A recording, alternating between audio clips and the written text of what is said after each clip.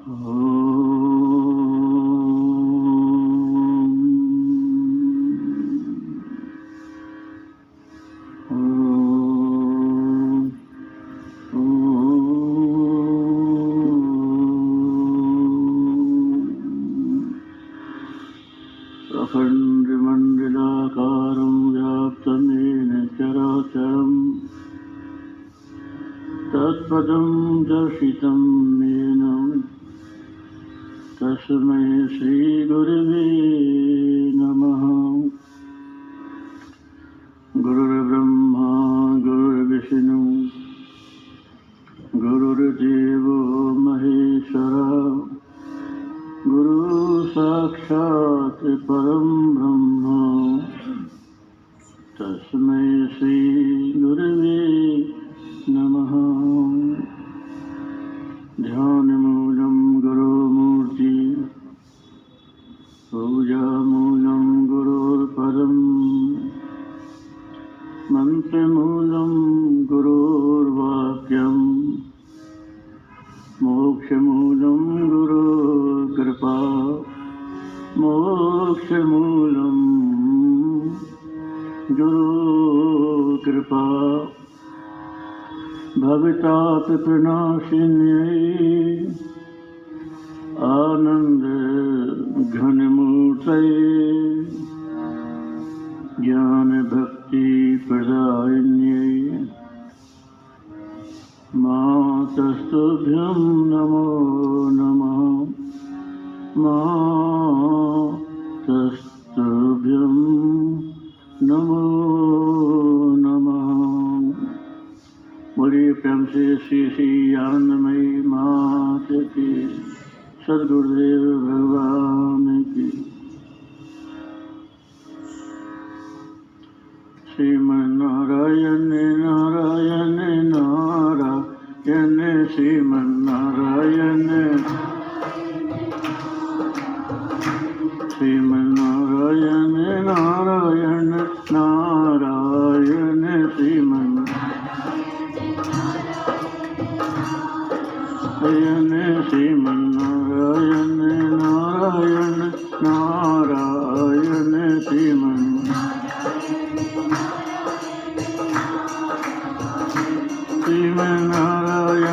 नारायण नारायण श्रीमन्नारायण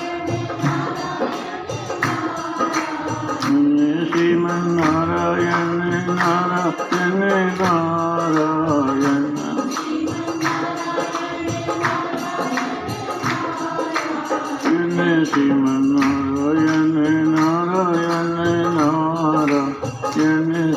नारायण श्रीमन्नारायण नारायण नारायण श्रीमन्नारायण श्रीमन्नारायण नारायण नारायण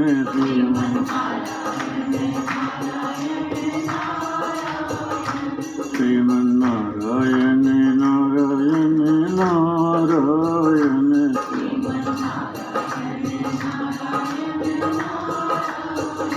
श्रीमन्नारायण नारायण नारायण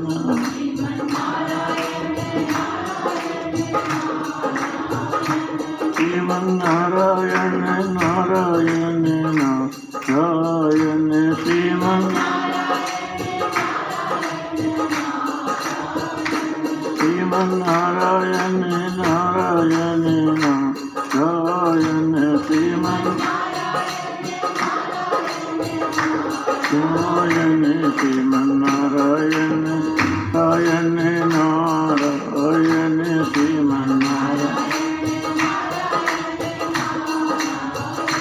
श्रीमन्नारायण नारायण नारायण श्रीमन्नारायण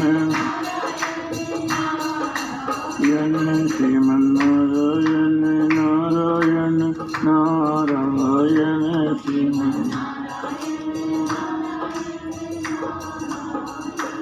बोलिए सच्चिदानंद भगवान की। आंखों का स्थूल शरीर अपंचीकृत पंच महाभूतों का सूक्ष्म शरीर। पंचीकरण का अर्थ मैं समझाया था। हर एक महाभूत के 5-5 भाग कर लिए। जैसे अपन ने 5 फल रख दिए, खरबूजा है, तरबूज है, केला है, संतरा है, अमरूद है। आधा आधा काट दिया, आधा अपने पास रहा, आधे के 4 भाग कर लिए और वो चारों को बांट दिया, तो 25। तो ऐसे ही इसको बोलते हैं पंचीकरण। तो पंचीकृत पंच महाभूतों का ये अपना स्थूल शरीर है और अपंचीकृत पंचभूतों का सूक्ष्म शरीर है। अपंचीकृत का मतलब है इनके अपने 5-5 भाग नहीं किए, सब आप एक ही रहे अपने, बस उनका सूक्ष्म शरीर है। तो सूक्ष्म शरीर का क्या बताया? 20 तत्व। कौन कौन से बोलो?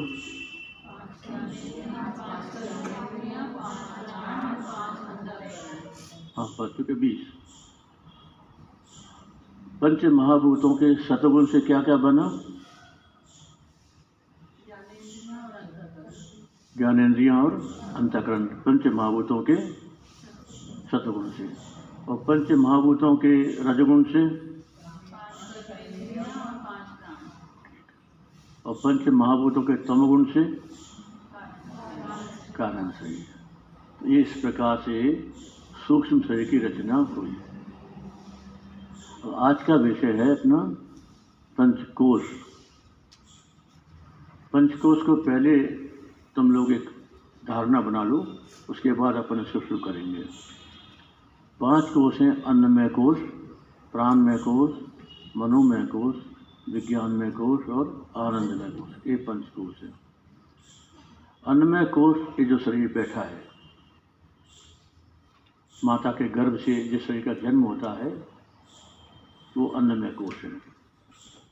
और अन्न से ही वो खाता पीता बढ़ता पालन पोषण होता है, इसलिए उसको अन्नमय कोश बोलते हैं, जो अन्न पर निर्भर है। प्राणमय कोश ये जो जिससे अपना शरीर जीवित रहता है, जन्म होने के बाद उसको जीवित रहने के लिए कोई शक्ति चाहिए ना, तो इसको जो जीवन शक्ति है वह प्राणमय कोश है। मनोमय कोश अपन जो विचार करते हैं, बहुत सारी कल्पना करते हैं, चिंतन करते हैं, एक फीलिंग है, थिंकिंग है, इच्छा है, कामना वासना है, ये सब, इन सबको मिलकर बोलते हैं मनोमय कोश। ये सामान्य रूप से तुमको समझा रहे हैं। और विज्ञानमय कोश का मतलब होता है अपने अंदर जो मैं की चेतना है। सबको बोध होता है मैं हूँ, तो जो अहम चेतना है इसको बोलते हैं विज्ञानमय कोश। और आनंदमय कोश इन सब का अभाव हो जाना और अभाव की प्रतीति होना, मतलब किसी प्रकार की कोई संवेदना न रहना और सुषुप्ति में जो अभाव की प्रतीति होना, अज्ञान की प्रतीति होना, ये है आनंदमय कोश। इसको आनंदमय कोश इसलिए बोलते हैं कि अपन जब सबका अभाव हो जाता है तो हमको सुख की अनुभूति होती है। नींद, जैसे नींद में अपने को अभाव की, मतलब मैं कुछ नहीं जाना, ये अज्ञान का ज्ञान हुआ और मुझे ऐसा सुख मिला, अच्छी नींद आई, तो ये सुख मिला, ये आनंदमय कोश। तो इस प्रकार से ये सामान्य विवरण है पंचकोशों का। अन्न में, प्राण में, जब हम बोलते हैं तो तुम्हारे ध्यान में वो चीज़ आ जानी चाहिए। अन्न में, प्राण में, मनो में, विज्ञान में और आनंद, ये 5 कोश हैं। अपन अब इस पुस्तक के आधार पर इसका विवरण देखेंगे।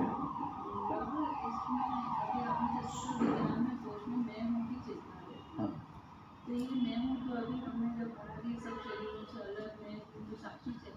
ये जब तक ये जुड़ा हुआ है तब तक ये कोश है, और यदि हमने अपना मैं अलग कर लिया तो इसकी संज्ञा कोश नहीं होगी, तो विशुद्ध चेतना है। हाँ हाँ, तो ये भी जब तक हमारा मैं अज्ञान से जुड़ा हुआ है तब तक वो कोश है, और जहाँ ये तादात्म्य खत्म हुआ तो वो कोश नहीं रहा, वो साक्षी चेतन हो गया। तो ये तादात्म्य के ऊपर निर्भर है। जब तक तादात्म्य है तब तक वो कोश है, जहाँ तादात्म्य टूटा उसकी कोश संज्ञा समाप्त। कोश कैसे? ढक्कन को, जिसने किसी वस्तु को ढक लिया, तो अन्न प्राण मन विज्ञान आनंद इनने हमारे स्वरूप को ढक लिया, इसलिए इसका नाम है कोश, ढकने के कारण। और यदि मान लो हमारा स्वरूप प्रकट हो गया तो फिर इसका कोशपना भी खत्म हो जाएगा, अन्न प्राण मन विज्ञान बसे ही रहेंगे। तो इसलिए शास्त्रों में जहाँ इन 5 कोशों का विवरण है वहाँ पर कोश शब्द नहीं आता। वहाँ पर कहते हैं अन्न में आत्मा, प्राण में आत्मा, मनो में आत्मा, विज्ञान में आत्मा, आनंद में आत्मा। वहाँ आत्मा शब्द का प्रयोग है, कोश शब्द वहाँ नहीं है। कोश शब्द बात की देन है ये, क्योंकि उस अज्ञान की व्याख्या करनी ना तादाद में है और हम जुड़ गए तो उसको वो कोश बन ही गया वो।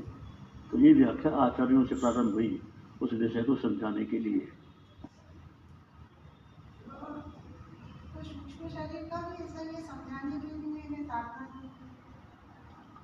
सूक्ष्म शरीर भी उसका प्रयोजन भी यही है कि तुम्हारा तादात्म्य कहाँ कहाँ हो सकता है।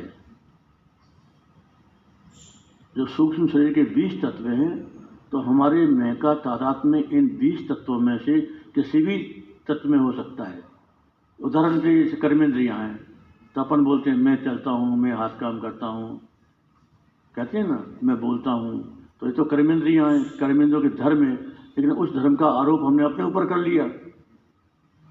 तो ऐसा ही ज्ञानेंद्रियों के साथ भी है, आँख देखती है, कान सुनता है, त्वचा स्पर्श करती है और हम बोलते हैं मैं देखता हूँ, मैं सुनता हूँ, मैं सूंघता हूँ। तो देखो मैं ज्ञानेंद्रियों के साथ भी हमने उनका धर्म अपने ऊपर ले लिया। तो ये तादात्म्य है, इस तादात्म्य को तोड़ने के लिए इतनी विस्तार से व्याख्या की जाती है जिससे तुम समझ जाओ कि तुम्हारा मैं कहाँ कहाँ जुड़ जाता है और कहाँ कहाँ से तुम अपने मैं को तुमको अलग करना है। ये तो 20 तत्वों में हमारा मैं जुड़ जाता है। तो उन 20 तत्वों से अपन ने अपने को अलग किया। जैसे स्थूल शरीर से हमारा मैं जुड़ गया कि मेरा जन्म हुआ है, मेरी इतनी उम्र हो गई, मैं काला हूँ, गोरा हूँ, लंबा हूँ, मोटा हूँ, पतला हूँ, मैं मर जाऊँगा। ये हमारा तादात्म्य स्थूल शरीर के साथ हो गया। तो इसको तोड़ने के लिए फिर स्थूल शरीर का विवरण है और सूक्ष्म शरीर से जो हमारा तादात्म्य उसको तोड़ने के लिए उसका विवरण है सूक्ष्म शरीर का। तुम अपने को मैं को हटाओ, ठीक है ना, बस रहता है। हाँ, ये प्रकृति के भाग हो गया, प्रकृति से बना है। अपन ने प्रकृति की चीज प्रकृति को सौंप दी और अपन फ्री पर मुक्त हो जाते हैं। हाँ,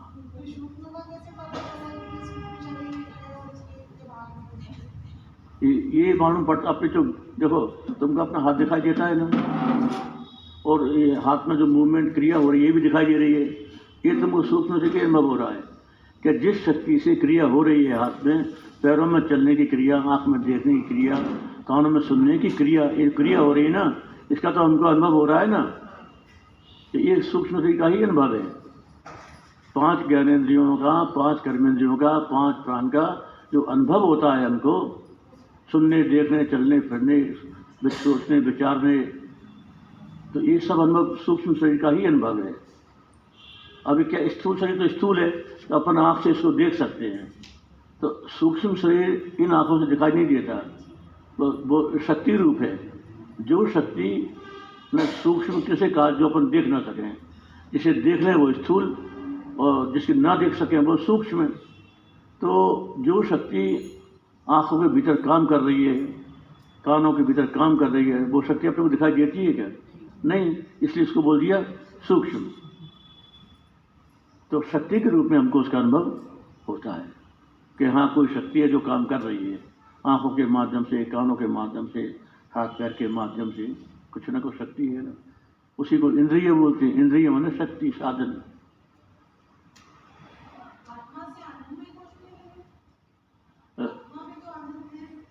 नहीं, आनंदमय कोश एक आनंदमय ढक्कन है, मतलब आनंद जो है आत्मा के विशुद्ध स्वरूप को ढक लेता है।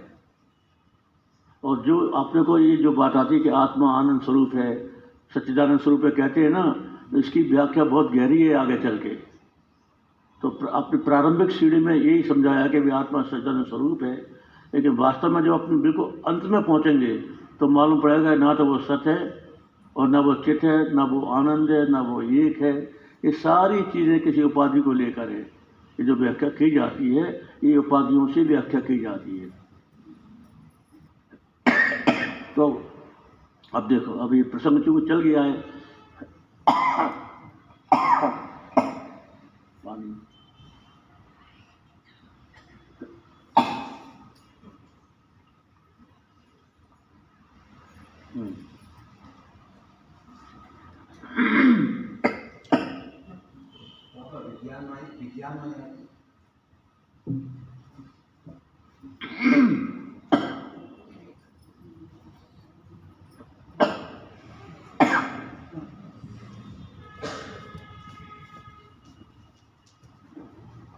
तुम ये समझो, चल गया, अभी पता नहीं पता चलेगी।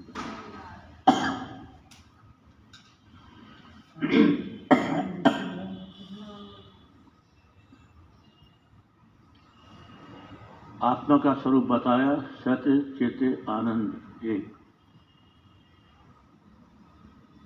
तो जब अपने को अंतिम अनुभव होता है तो अपने को ज्ञात होता है कि आत्मा सच्चिदानंद भी नहीं है। जब ऐसा अनुभव होता है तो प्रश्न उठता है कि फिर सज्जन क्यों कहा, तो फिर साथ उसका उत्तर देते हैं।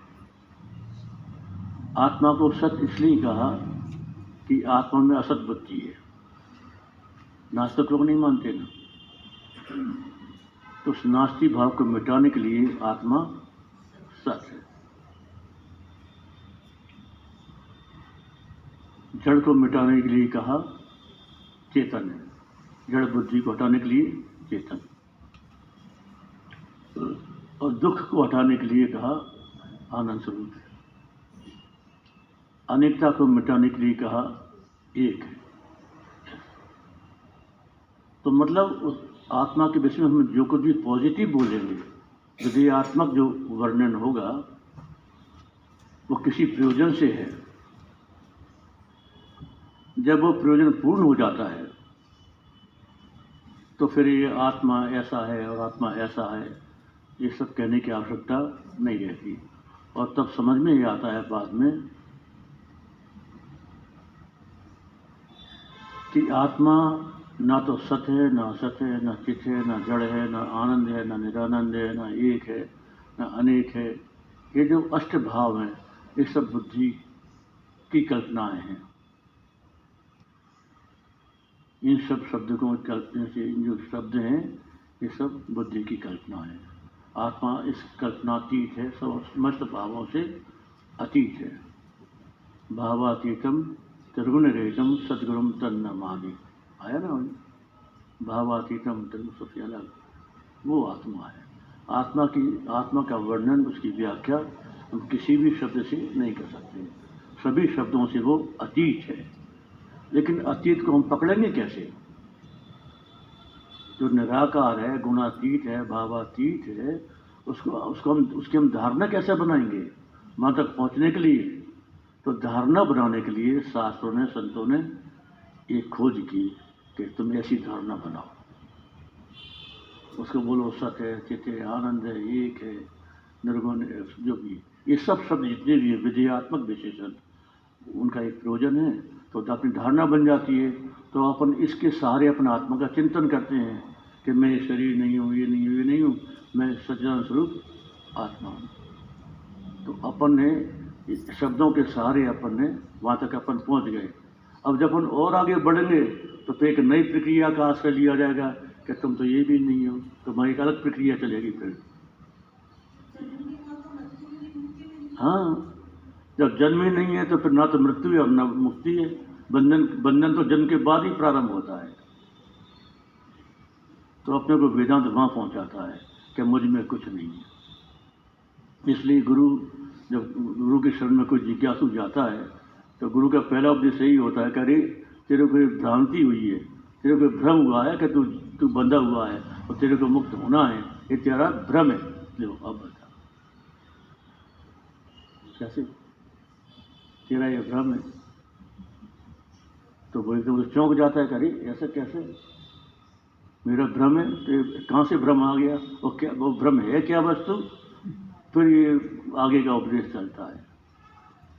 ऐसा है, बड़ा अद्भुत है। ये अमरता की कथा है। अमर कथा बोलते हैं ना, अमर क्या बोलते हैं वो, भगवान ने वो कौन से किसको सुनाई थी वो, अमर कथा ही बोलते हैं, शिव पुराण में की अमर, ये अमर कथा है, समझे ना। आत्मा की कथा अमर कथा है। नहीं अभी अटक जाएगा ये, हम खा लेंगे, भगवान की कृपा से शांति है। हाँ, कोई कौन बोल रहा था प्रश्न? हाँ, तुम्हारा प्रश्न है।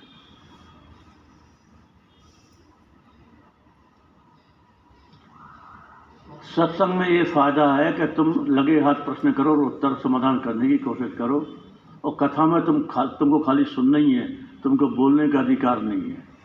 लेकिन सत्संग में तुमको बोलने का अधिकार है, पूछने का अधिकार है। उसी वक्त शंका रखो और उसका समाधान प्राप्त करो, उससे हमारी बुद्धि खुल जाती है, सब से दूर हो जाती है। हाँ बोलो।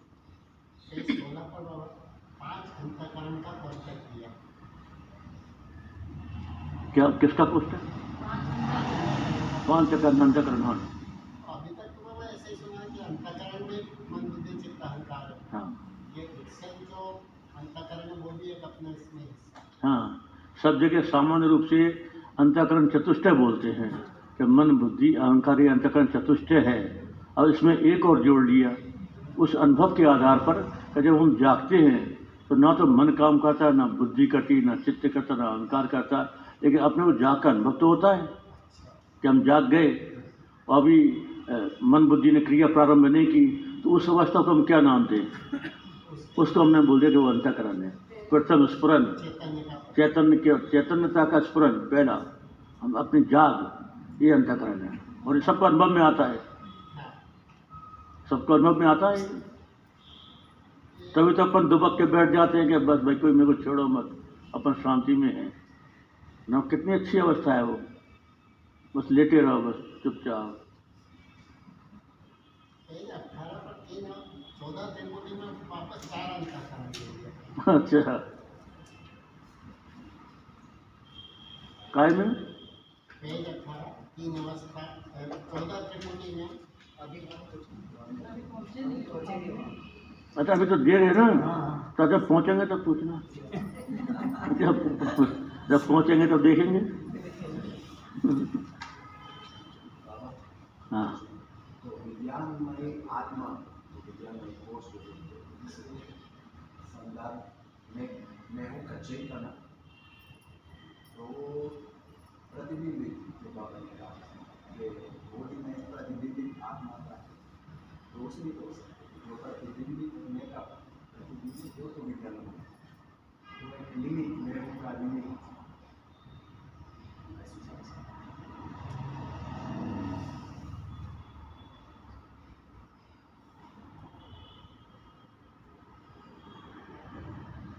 तुम अपना प्रश्न स्पष्ट करो, दोबारा बोलो। मैं हूँ इसका चेतना जो है तो लिमिट है, तो पूरा आत्मा का चेतना नहीं है, तो जिस लिमिट मैं हूँ का लिमिट वो विज्ञान में कोश बोल सकते हैं, वो बाबा ने कहा हाँ, हाँ बोल सकते हैं। इसी प्रकार जो आनंदमय कोश वो पूरा आत्मा का आनंद नहीं है, वो एक फीलिंग आते हैं, हाँ, पूर्ण लिमिट अज्ञान से आवृत, वही बात है, अज्ञान से आवृत। तो चूंकि वो आवृत है इसलिए कोश नाम पड़ गया। और विज्ञान में भी चूंकि जो आत्मा है, जो चैतन्य है, वो विज्ञान से आवृत हो गया, मतलब मैं की चेतना से आवृत हो गया, इसलिए उसका नाम विज्ञान में कोश पड़ गया। तो जहाँ भी ढक्कन की बात आएगी वो कोश हो जाएगा। इसलिए जो आनंद सुषुप्ति में हो गया, ये पूरा आत्मा का आनंद नहीं है, अभाव है। बाबा मतलब आत्मा मतलब शून्य हो गया। आत्मा शून्य इसलिए नहीं है कि शून्य का साक्षी कौन है। शून्य का हमको ज्ञान हो रहा है तो फिर आत्मा शून्य कैसे हुआ? शून्य को जानने वाला कोई तत्व होना चाहिए, जो चैतन्य तत्व है, तो आत्मा चैतन्य स्वरूप है, शून्य नहीं है।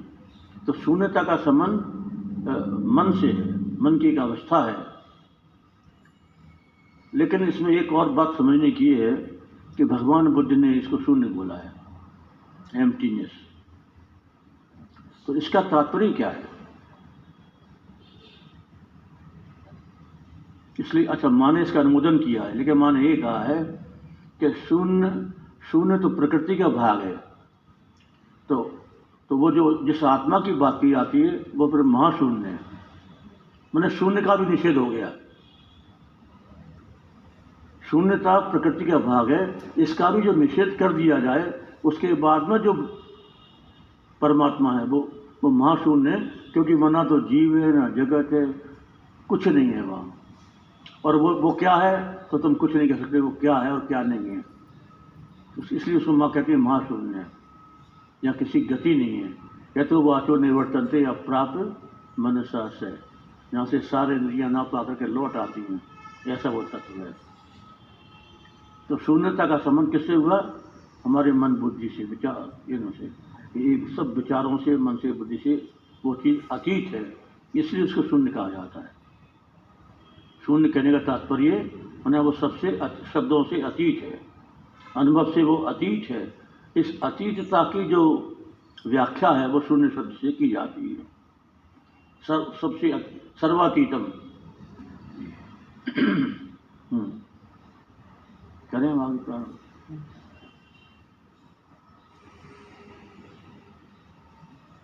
फॉलोइंग 5 कोश। 5 कोश कौन कौन से हैं?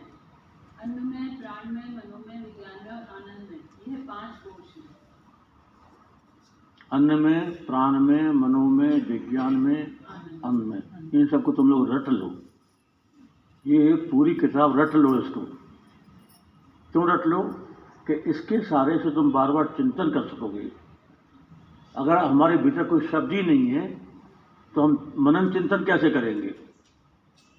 तो ये जो वेदांत की प्रक्रिया है तुमको एक शब्द देती है और दिशा देती है कि तुम ऐसे चिंतन करो, इस दिशा में ऐसा सोचो। लेकिन जब पता ही नहीं है तो सोचेंगे क्या, मनन कैसे करेंगे?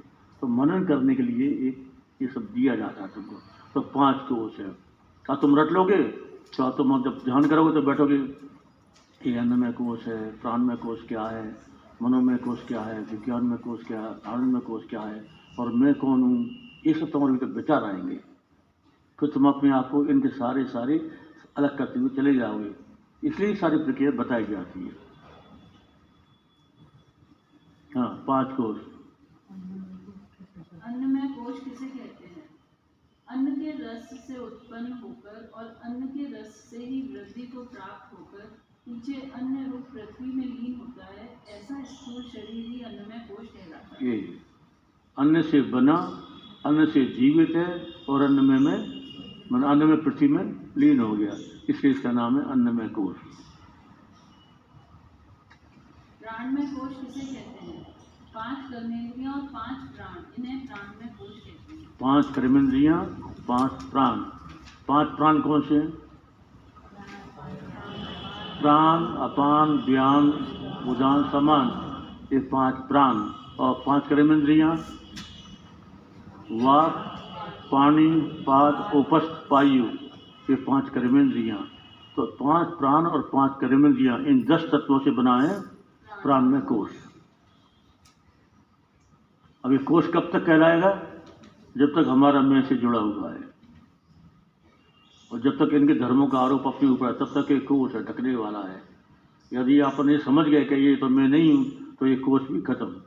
फिर जो है सो है, प्रकृति का भाग है। जो हमको ढक रखा था वो अलग हो गया, हम अलग हो गए।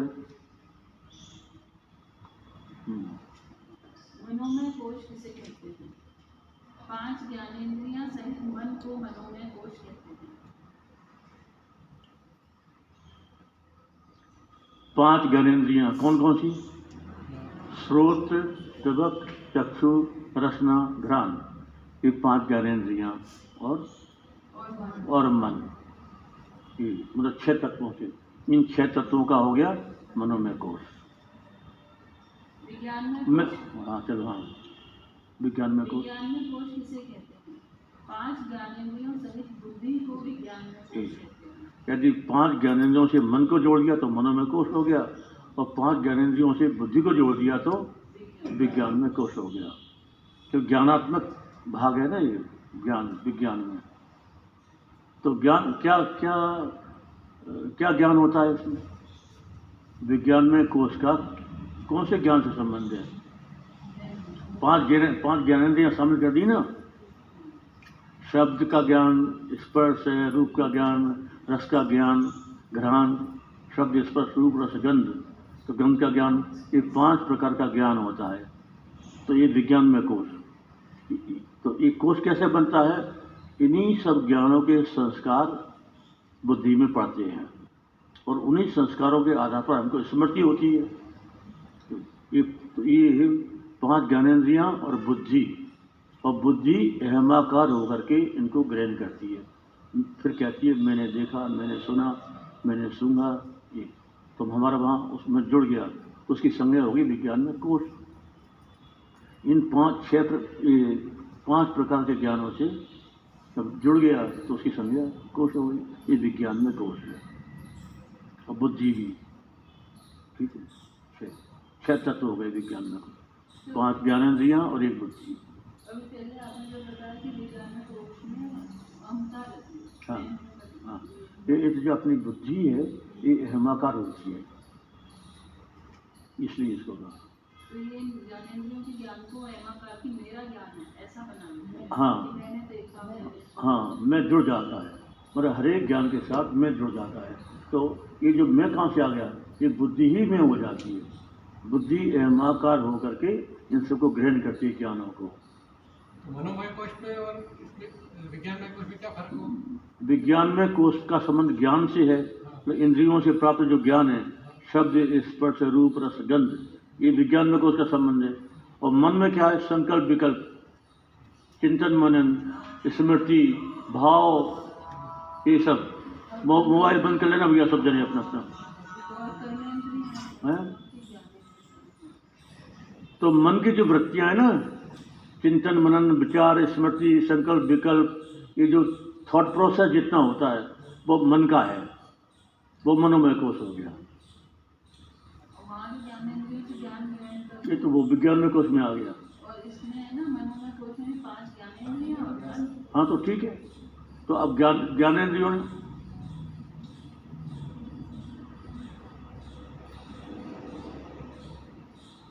ज्ञान, तो हाँ देखो, अब देखना कि मन की अपने परिभाषा की, जो संकल्प विकल्प करता है वो मन, और जो निश्चय करता है वो बुद्धि। तो मन जो है ये बीच की अवस्था हो गई। ज्ञानेंद्रियों ने किसी रूप को देखा, अब और रूप को देखने के बाद जो प्रक्रिया चली ब्रेन के भीतर, और आखिर में जाकर निश्चय हुआ कि ये लाल रंग है। तो ये जो निश्चय किया ये बुद्धि हो गई, और जो बीच का जो भाग था वो मन के अंतर्गत आ गया। न प्रोसेस का जो पार्ट है वो मन में चला गया, और निश्चय का जो भाग है वो बुद्धि में चला गया। तो वो विज्ञान में कोश है, जहाँ निश्चय हो रहा है सबका, ये ऐसा है, ये शब्द है, ये स्पर्श है, ये रूप है, ये रस है, ये गंध है, ये जो निश्चय हो रहा है ये विज्ञान में के भीतर है। और इसके पहले की जो अवस्था है वो मन में कोश के भीतर है। आ रही ना बात?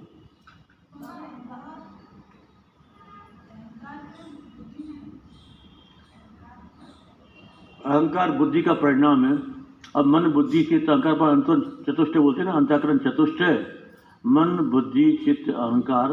तो एक ही अंतःकरण के ये 4 प्रकार के परिणाम हैं। मतलब मन, बुद्धि, चित्त, अहंकार कोई अलग वस्तु नहीं है। हमारा जो अंतःकरण है जो एक ही है, वो अंतःकरण जब संकल्प विकल्प करता है तो उसका नाम मन हो जाता है, निश्चय करता है उसका नाम बुद्धि हो जाता है, चिंतन करता है उसका नाम चित्त हो जाता है, और जब मैं करता है तो उसका नाम अहंकार हो जाता है। तो है वो अंतःकरण। तो एक कार्य भेद से संज्ञा भेद हो गया, सबके कार्य अलग अलग तो संज्ञा अलग अलग। वो विज्ञान में कोश वाले हैं, अवस्था हमारी विज्ञान में कोश वाली। हाँ, ये हमारी चेतना कहाँ है इस पर निर्भर करता है कि हम कौन हैं। यदि हमारी पहचान स्थूल शरीर से है तो मन में कोश है, इसके आगे हमको पता ही नहीं। नहीं, जैसे बुद्धि से अपने को पता चल रहा है ना सब चीजें, मतलब सभी लोगों को पता चलता है। फिर बोलो। अच्छा, बुद्धि से सबको पता चल रहा है कि ये हो रहा है, वो हो रहा है, मतलब व्यक्ति मनोमय ये विज्ञान में कोश में अवस्थित रहता है। बुद्धि के स्तर पे जी रहे हैं, इनका कहने का तात्पर्य।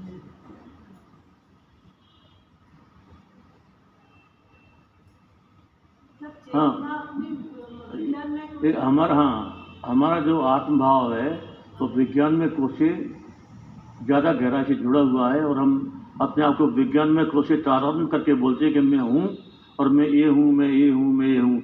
ये सारी प्रक्रिया विज्ञान में कोष के से ही चलती है, क्यों वहाँ मन से जुड़े हैं ना। तो जब तक अज्ञान है तब तक ये बात है, लेकिन यदि हमारा तादात्म्य विज्ञान में कोष से टूट जाए तो फिर हम विज्ञान में कोष नहीं रहेंगे, हम तो फिर विज्ञान में कोष के साक्षी हो जाएंगे। तो ये दो में हो गए, ये एक प्रकाश करके दो में हो गए। तो ये जो अपन जो मैं करता है, मतलब एक विषय अब देखो एक गहरा होता जा रहा है। ये जो मैं करता है ये कौन करता है? जो शुद्ध आत्मा है वहाँ तो मैं का स्मरण है नहीं, शुद्ध चेतन में मैं नहीं है। और ये जो जड़ शरीर है और सूक्ष्म शरीर है वो भी मैं नहीं कर सकता क्योंकि ये जड़ है। तो अब सवाल ये फिर मैं करता कौन है? शरीर कर नहीं सकता, आत्मा करती नहीं है, तो ये मैं आया कहाँ से? इसलिए शास्त्र इसका उत्तर देते हैं चित जड़ ग्रंथि जीवा, ये मैं करता है। जड़ और चेतन की ग्रंथि बन गई, गांठ बन गई, और वो मैं होने लगा। तो इसी को बोलते हैं अपन चिदाभास। तो मैं करता है चिदाभास है। अहंकार से में नहीं आएगा। अहंकार शंका कब होती है? जब उसका तादात्म्य होता है। तो जैसे किसी मतलब धन है, मैं बहुत धनी हूँ, तो ये अहंकार कहलाता है। किसी मतलब हमारा जो अहम यदि जहाँ वहाँ जुड़ा है, जुड़ने के बाद ही अहंकार आता है, उसी को अपन अभिमान कहते हैं। अभिमान और अहंकार यहाँ पर आयावती हैं। और एक शुद्ध अहंकार है कि मैं सब कुछ भी नहीं हूँ, मैं चैतन्य हूँ, दृष्टा हूँ, साक्षी हूँ, जानने वाला हूँ। ये शुद्ध अहंकार कहलाता है। तो शुद्ध और अशुद्ध अहंकार, मैं ये हूँ, मैं ये हूँ, मैं ये हूँ, ये अशुद्ध अहंकार है। तो अशुद्ध अहंकार बांधने वाला है और शुद्ध अहंकार मुक्त करने वाला है। इसलिए सत्संग में अपने को निश्चय कराते हैं कि तो मैं बोलो कि मैं आत्मा हूँ, मैं शरीर नहीं हूँ। तो ये शुद्ध अहंकार, ये भी अहंकार है लेकिन ये शुद्ध अहंकार है। अहंकार से तो सारा व्यवहार चल रहा है पूरा। अब मैं को चाहे इधर जोड़ लो, चाहे उधर जोड़ लो, उधर जोड़ लोगे तो मुक्त हो जाओगे, इधर जोड़ोगे तो बंधन हो जाएगा, संसार में आ गए। बाबा एक और प्रश्न, जैसे ऐसा सुना है कि जैसे व्यक्ति मरता है ना, तब ऐसे समय में मनोमय और प्राणमय कोष जाता है। हाँ, तो वो अपना ये बुद्धि वाला क्या चला गया, विज्ञान में जो मनों में प्राण में निकलता है ना, उसमें उसका आत्मभाव होता है कि ये मैं हूँ। जैसे अपने स्थूल शरीर में आत्मभाव है जीवित दशा में, तो मरने के बाद व्यक्ति का आत्मभाव मनों में और प्राण में हो जाता है कि मैं ये हूँ। तो उसके साथ रहता है वो कहीं अलग से नहीं जाता, भाई उसके साथ ही लगा हुआ है वो, क्योंकि अपने अज्ञान है ना। तो प्राण में, मनों में, विज्ञान में ये तीन बाहर निकलते हैं एक साथ। ये सूक्ष्म शरीर, इसी को सूक्ष्म शरीर बोलते हैं। विज्ञान, प्राण में, मनों में, विज्ञान में, ये तीन कोश है ना, इन्हीं को सूक्ष्म शरीर बोलते हैं। शरीरों के संदर्भ में ये सूक्ष्म शरीर है, और अंत में कोश स्थूल शरीर है, और प्राण में, मनों में, विज्ञान में सूक्ष्म शरीर है, और कारण शरीर, आनंद में कारण शरीर है। ये कोशों का और शरीरों का संबंध है अलग अलग। विज्ञान में कोश जो है वो चिदाभास है। विज्ञान में कोश चिदाभास नहीं, विज्ञान में कोश चिदाभास नहीं है। चिदाभास में चैतन्य का आभास। तो ये बुद्धि और मन और प्राण, इन सबके भीतर जो चैतन्य का प्रतिबिंब पड़ता है उसका नाम है चिदाभास। चिदाभास से अलग ही चीज़ है। जैसे अपन मुख में अपना दर्पण देखते हैं ना, तो अपना प्रतिबिंब गया दर्पण में, तो इसी प्रकार बुद्धि में जो चैतन्य का जो प्रतिबिंब पड़ा वो चिदाभास है, आभास। तो शरीर छोड़ने के बाद जैसे मनोमय और प्राणमय रहता है, तो वो कब तक रहेंगे, या तो दूसरी देह धारण करेंगे या मुक्त हो जाएंगे? यदि यदि ज्ञान हो गया तो फिर वो सूक्ष्म शरीर खत्म हो जाएगा, स्थूल के साथ साथ सूक्ष्म भी खत्म हो जाएगा, वो नहीं रहेगा, जन्म नहीं होगा उसका, क्योंकि पुनर्जन्म होता है वो क्या होता है, वो जब तक अज्ञान है तब तक स्थूल शरीर खत्म हो जाएगा और सूक्ष्म शरीर साथ में रहेगा जीवात्मा के, फिर जन्म होगा उसका, चलता रहेगा, और जब तक ज्ञान नहीं होगा तब तक उसकी कोई उम्र नहीं, वो 1000 लाख साल भी जीवित रह सकता है। वो जब तक अज्ञान है तब तक वो है, चाहे 1000 साल बीते, चाहे लाख बीते, चाहे करोड़ अरब खरब बीते, वो कभी खत्म नहीं होता, चलता ही रहता है। जीव और आत्मा अलग वस्तु है। आत्मा शुद्ध चेतन के बोलते हैं और जीव जो है उसको बोलते हैं जो बंधा हुआ है शरीर से।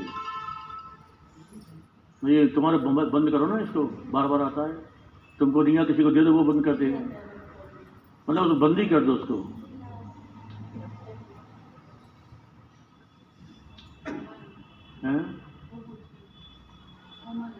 हाँ बोलो। कई दफा में बाबा ने कहा कि जो विभाग होते हैं शास्त्र में उन शरीर के आसन में विज्ञानमय कोश वो कारण शरीर में भाग सूक्ष्म शरीर नहीं, कारण शरीर का भाग नहीं है, वो सूक्ष्म शरीर का भाग है। आनंद में कोश कारण शरीर का है। चर्चा में देखा बाबा ने कहा कि आसन में विज्ञानमय जो वो सूक्ष्म शरीर में नहीं बता सकते, वो कारण शरीर नहीं, वो सूक्ष्म शरीर में ही आता है। ठीक है, आगे बढ़े। कहाँ थी अपन? आनंदमय कोश किसे कहते हैं? विज्ञानमय कोश किसे कहते हैं? 5 ज्ञानेंद्रियों सहित बुद्धि को विज्ञानमय कोश कहते हैं। 5 ज्ञानेंद्रियां और बुद्धि, इसका नाम है विज्ञानमय कोश। आनंदमय कोश किसे कहते हैं? कारण शरीर रूप जो अविद्या, उसमें स्थित जो प्रिय मोद और प्रमोद रूप आनंद की त्रिविध वृत्तियां, उसे ही आनंदमय कोश कहते हैं। ये सुषुप्ति अवस्था है ना, ये आनंदमय कोश है।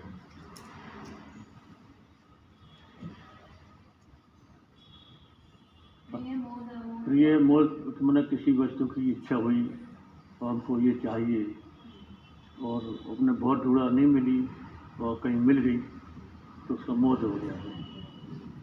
और प्रमोद जब वो अपनी हो गई, अपने खरीद लिया तो अपने को ये प्रमोद हो, ये मोद, आनंद की वृत्तियाँ, आनंद कोश की वृत्तियाँ हैं और अनुभव के आधार पर ही ये सब होता है। ऐसा ये कोश क्या करते हैं? ये पांचों अपनी प्रतीति कराकर आत्म स्वरूप को ढक देते हैं, इससे इन्हें कोश कहते हैं। ये ढक देते हैं इसलिए इनका नाम है कोश। इनसे आत्मा को भिन्न कैसे जानना? मैं इन 5 कोशों को जानने वाला आत्मा इन 5 कोशों से भिन्न हूँ, इनका दृष्टा हूँ, यह मेरे दृश्य है।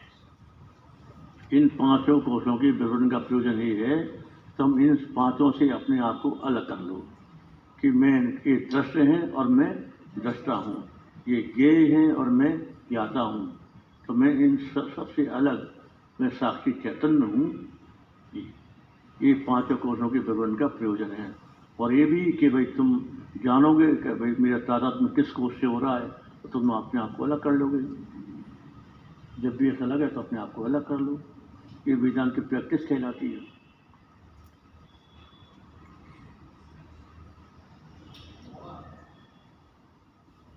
साक्षी भावना जानने के लिए मौन एक साधन है। समझ करके, एक तो बगैर समझ के भी हम मौन हो सकते हैं, हम नहीं बोलेंगे, मौन धारण कर लिया, व्रत ले लिया, मौन का व्रत, लेकिन समझ नहीं है तो फिर हम उस साक्षी चैतन्य का स्मरण नहीं होगा। और एक हमने सत्संग के द्वारा और विचार के द्वारा ये जान लिया कि मैं साक्षी चैतन्य हूँ, और ये जान लिया कि मौन तो मेरा शाश्वत स्वरूप है, मैं मौन स्वरूप हूँ, इसमें होना ना होना कि कोई बात ही नहीं, तो वो सच्चा मौन है। कि साक्षी में कोई शब्द नहीं है। तो इस प्रकार समझ करके अपन जब मौन हो गए तो वो सच्चा मौन, आध्यात्मिक मौन, तात्विक मौन, और मौन एक व्रत भी है, एक व्रत भी है। कोई हम इतना नहीं बोलेंगे। वाक संयम, हाँ, वाणी का संयम, ये भी मौन है। दूसरी ओर यदि कोई साधक साक्षी भाव में टिकने लगे तो मौन मौन स्वतः उसके जीवन में घटित होगा। थोड़ा तुम पास आ जाओ। हाँ, यहाँ लगा, हाँ बस वैसे ही है। इधर मुंह करो। हाँ, ये बैठो।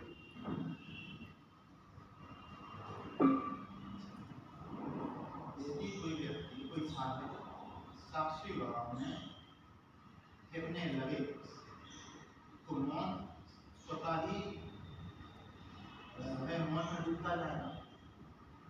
हाँ, बिल्कुल। कि अपन साक्षी भाव की गहराई में मौन घटित होता है। दोनों बातें हैं, घटित भी होता है और अभ्यास के द्वारा भी उपलब्ध किया जा सकता है। वह इसी की प्रौढ़ अवस्था को समाधि कहते हैं। हाँ, जब घटित हो तब भी वो समाधि है, और अपन साधना करते करते उस अवस्था में पहुंच जाएं तो वो भी समाधि है। इसकी एक परिपक्व अवस्था है साक्षी भाव की, समाधि। हाँ, साक्षी भाव की परिपक्व अवस्था नहीं, ऐसा प्रयोग नहीं।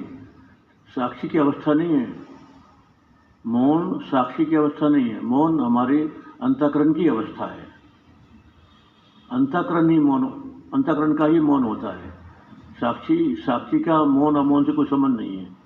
यदि हम बोल भी रहे हैं, बात भी कर रहे हैं, तब भी जिसे बोध हो गया है तो वो तो मौन ही है, क्योंकि वो जानता कि वो बोल ही नहीं रहा। बोलने वाली तो वाणी है, वो उसने अपने आप को वाणी से अलग जाना, तो वो तो उसका तो मौन स्वयं सिद्ध है। ज्ञान में डूबने को क्या कहेंगे? कोई व्यक्ति ज्ञान अवस्था में डूबने लगे। नहीं, थोड़ा सा संशोधन करो। हम ज्ञान में डूबते नहीं हैं। अंतःकरण की वृत्ति ज्ञानाकार होती है। ज्ञान अपने स्थान पर है जैसा वो है, उसमें डूबना और उठना नहीं होता। ज्ञान में अंतःकरण डूबता है और बाहर आता है, तो अंतःकरण समाधि में जाता है और समाधि से बाहर निकलता है। तो ये व्युत्थान और समाधि ये अंतःकरण के धर्म है, हमारे नहीं। व्युत्थान और समाधि का संबंध आत्मा से न होकर के अंतःकरण से है।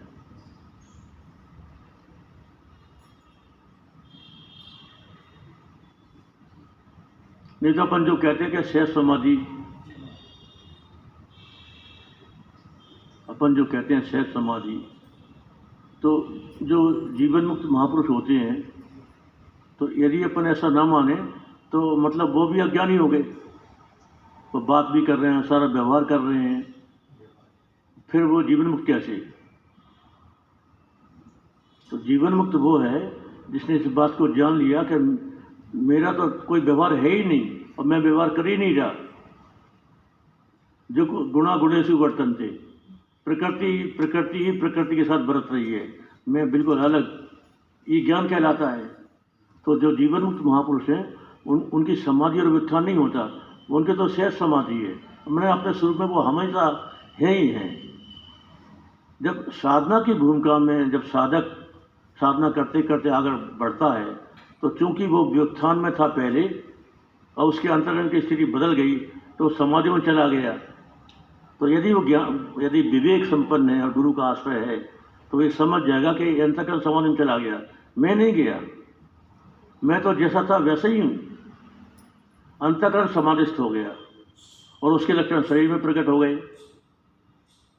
और जब उत्थान हुआ तब भी वही जानेगा कि मेरा थोड़ी उत्थान हुआ, ये अंतःकरण बाहर आ गया और शरीर व्यवहार करने लग गया, तो भी उत्थान हो गया।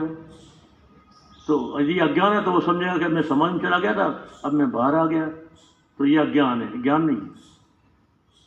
ये अज्ञानी की भूमिका है। तो अंतःकरण की जो भूमिकाएं हैं, हाँ एक हुई समाधि वाली, हाँ अंतःकरण की, हाँ ठीक है, दूसरी हुई व्यवहारिक। हाँ ठीक है, ऐसे ही है। व्यवहारिक भूमि और समाधि भूमि, इसको बंद ही कर दो। ऐसा नहीं, इसको बंद ही कर दो, घंटी बजे ना। ये बीमारी है मोबाइल एक प्रकार की। हाँ तो बाबा इसका अर्थ ये हुआ कि जिसका पूरा ज्ञान हुआ, ज्ञान तो बोलते भी है, मौन में है। हाँ और दूसरे जो मां की अवस्था है वो बोलते नहीं, लेकिन आपका कारण में तो चलता है। वो नहीं बोल सकते। Joshi ji, you are following everything. हाँ तो जिस प्रकार मान शून्य जो मान्य हो, इसी प्रकार में जो साक्षी हूँ वो भी एक प्रकार का वृत्ति है, वास्तविक साक्षी नहीं, मैं साक्षी हूँ, ये साधक के लिए एक वृत्ति है। और जिसको तत्व ज्ञान हो गया वो तो साक्षी है ही है, उसको कहना थोड़ी पड़ता कि मैं साक्षी हूँ। ये तो साधक है जो साक्षी भाव को प्राप्त करने की कोशिश कर रहा है। अभी साक्षी भाव भी नहीं है। साक्षी तो एक वस्तुगत तथ्य है, ये जो वृत्ति का विषय नहीं बनता, विचार का विषय नहीं बनता, ये वस्तुगत है, तथ्य है। इसी प्रकार मौन और शून्य वो कैसे है? मौन एक तो मौन एक जैसे मौन का वाक संयम, भाई हम 3 घंटे नहीं बोलेंगे या 1 हफ्ता नहीं बोलेंगे, ये वाक संयम है। इसको ही मन बोलते हैं।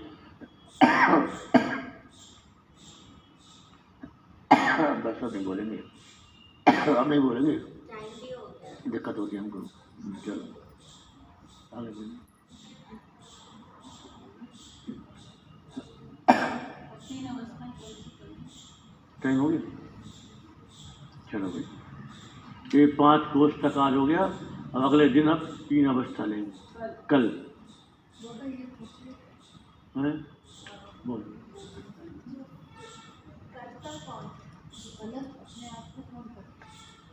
कर्ता अपने आप को अलग अवस्थाओं से कौन करता सीधा बात, ये अज्ञान से लेकर ज्ञान मुक्ति तक सब चिदाभास का ही खेल है पूरा। और आगे आएगा इसमें सेकंड पार्ट में कि चिदाभास की 7 अवस्थाएं हैं, और ज्ञान भी उसको होता है, ज्ञान भी उसी को होता है। साक्षी जो चैतन्य ना तो वो अज्ञानी है और ना वो ज्ञानी है, अलग। जिज्ञासु भी चिदाभास है। एक सबसे अच्छा शब्द रहा ना, वो जो है सो है। हाँ बस वे जो है सो है, बस यही सही व्याख्या है। वे जो है सो है, बस एज इट इज।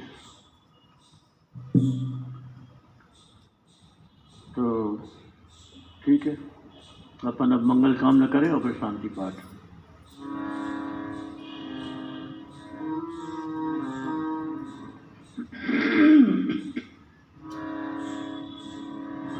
सर्वे भवन्तु सुखिनः, सर्वे सन्तु निरामया, सर्वे भद्राणि पश्यन्तु, मा कश्चित् दुःखभाग् भवेत्। सब बोलो, सभी सुखी होवे सदा, होवे सभी निरोग, सबका ही कल्याण हो, किसी को नहीं दुख भोग। ओम पूर्णमदः पूर्णमिदं पूर्णात् पूर्णमुदच्यते, पूर्णस्य पूर्णमादाय पूर्णमेवावशिष्यते। ओम शांति शांति शांति। हरि ओम तत्सत्। श्री आनंदमयी माता की, सद्गुरुदेव भगवान की।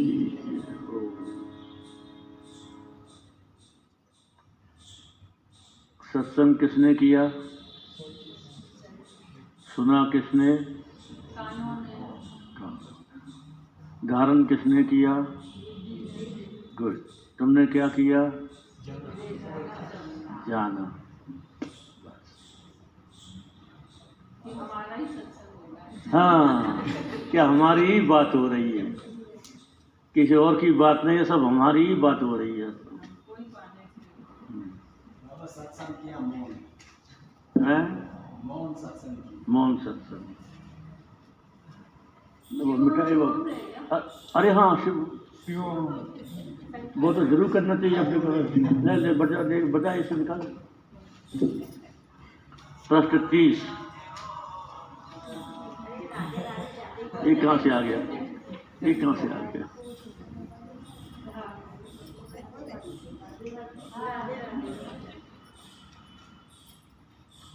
एक घंटा घर पे छुड़ाया था उसका मोबाइल, क्या करना था? बोलिए सद्गुरुदेव भगवान।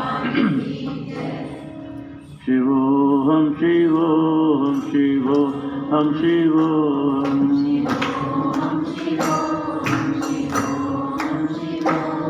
चिदानंद रूप शिवोहम शिवोहम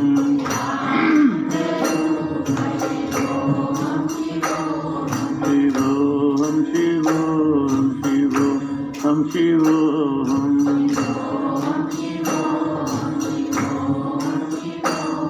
नहीं बुद्धि मन भी नहीं चित हूँ मैं,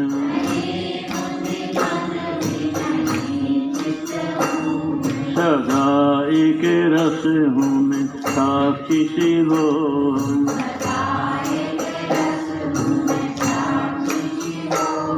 न मैं ज्ञान इंद्रिय नहीं कर्म इंद्रिय,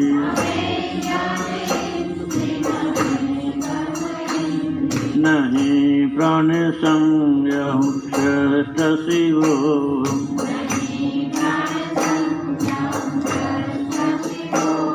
मैं तन भी नहीं हूँ न तन भी है मेरा,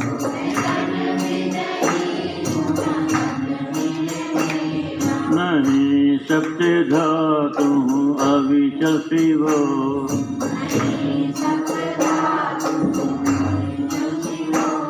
न मैं पंचवायु नहीं पंचकोश,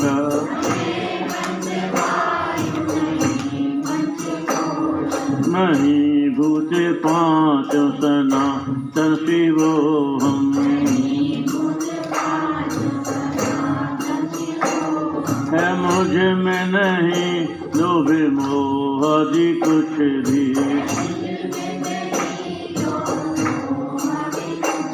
सदा द्वेष रागों से प्यारा शिवोहम।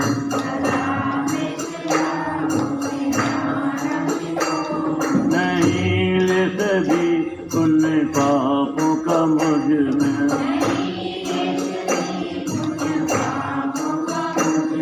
अकर्ता या भोक्ता या जन्म शिवोहम।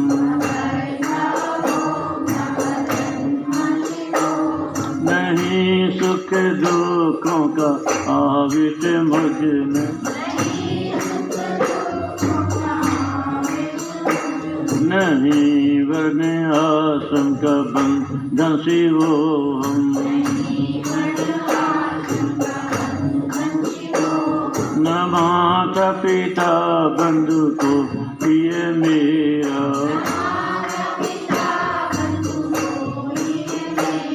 सभी भूत प्राणी का कारण शिवोहम। सभी ठोर व्यापक में रहता निरंतर, सभी में सभी से निराला शिवोहम। सदा शुद्ध हूँ मैं, सदा मुक्त हूँ मैं, निराकार में निर्विकारी शिवोहम।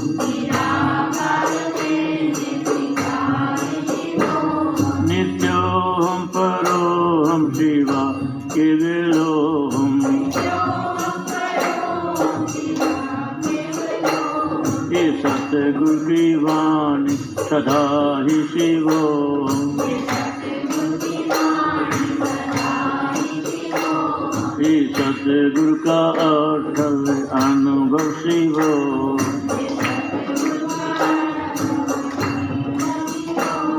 सभी ब्रह्म ऋषियों का अनुभव शिवोऽहम् शिवोऽहम् शिवोऽहम् शिवोऽहम् शिवोऽहम् चिदानंद रूप शिवोऽहम् शिवोऽहम् चिदानंद रूप शिवोऽहम् शिवोऽहम्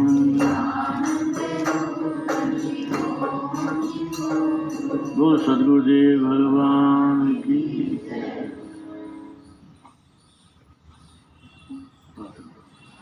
गुरु महाराज ने कैसा भजन लिखा है, सबका सार निकाल दिया। हाँ, अब कल तुम लोग 5 मिनट पहले पहुंचने की कोशिश किया करो, 10-15 मिनट पहले आ गए, चुपचाप शांति से बैठ गए बस। फिर और बैठ करके बात नहीं करना, नहीं तो घर गृहस्थी की बात शुरू कर दो, चुपचाप बैठो बस।